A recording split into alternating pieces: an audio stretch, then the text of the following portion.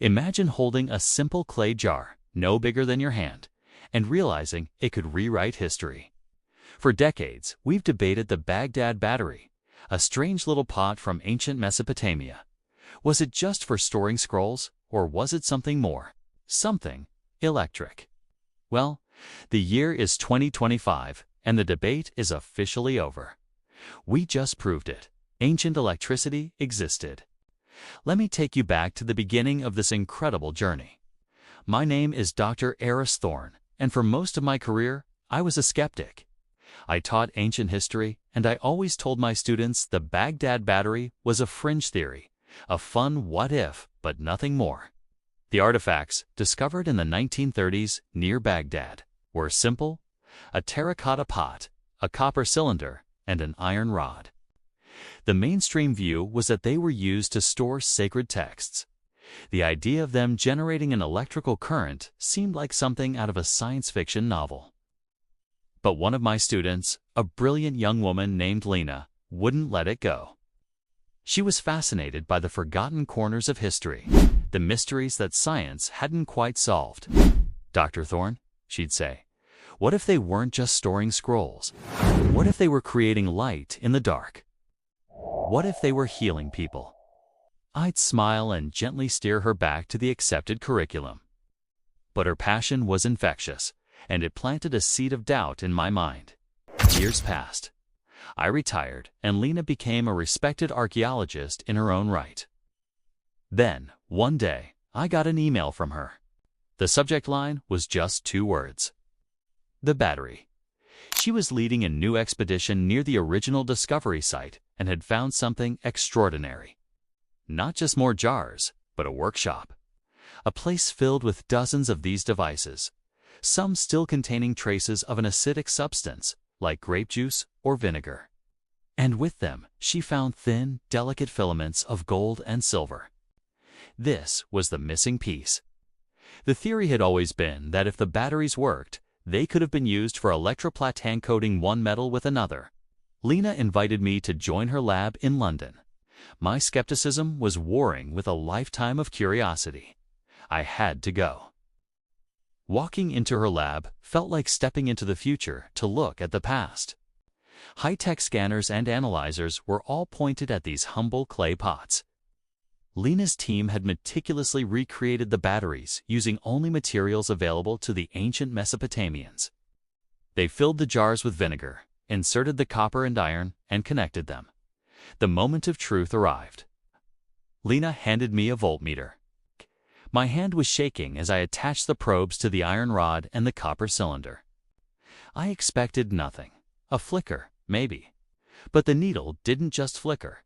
It jumped. It held steady, reading just over 1 volt. 1 volt.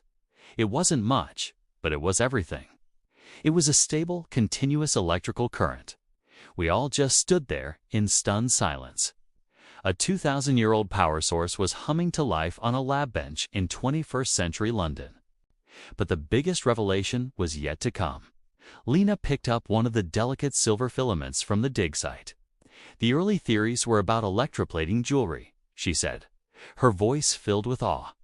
"But look at this." She connected the filament to a series of batteries linked together. And then it happened. The tiny silver thread began to glow. A soft, gentle, white light filled the darkened lab. It wasn't a torch. It wasn't a candle. It was a light bulb. A 2,000-year-old light bulb. We weren't just looking at a battery. We were looking at the dawn of electric light. Millennia before we thought it possible. But why? Why would they need this? The answer came from a set of tablets found in the same workshop. They weren't royal decrees or merchant ledgers. They were medical texts. They described a procedure for soothing the troubled spirit and easing the ache of the flesh. The descriptions were vague, but they mentioned using the glowing threads and the tingling pots in healing rooms, particularly during complex procedures that required precision and good light. We realized these weren't just for making trinkets shiny or for some esoteric ritual. They were medical instruments. Imagine an ancient surgeon needing to perform a delicate operation.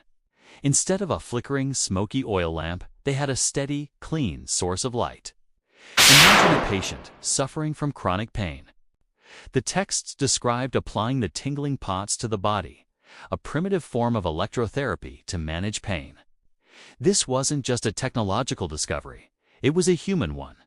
It was about compassion. It showed a society deeply invested in healing, in easing suffering. They harnessed this incredible power, not for war, not for conquest, but to care for one another. They were innovators, yes, but they were also healers. The final piece of the puzzle came from a personal story etched into one of the tablets. It was written by a physician. He described treating a young child who was terrified of the dark and suffering from a painful illness. The physician wrote about how he used the jars of light not just to see, but to comfort the child. He described how the soft glow calmed the boy, and how the gentle tingle of the battery eased his pain until he could finally rest. Reading that, I felt a lump in my throat. This ancient doctor, separated from us by 2 millennia, felt the same drive we feel today, to use knowledge to bring comfort and hope.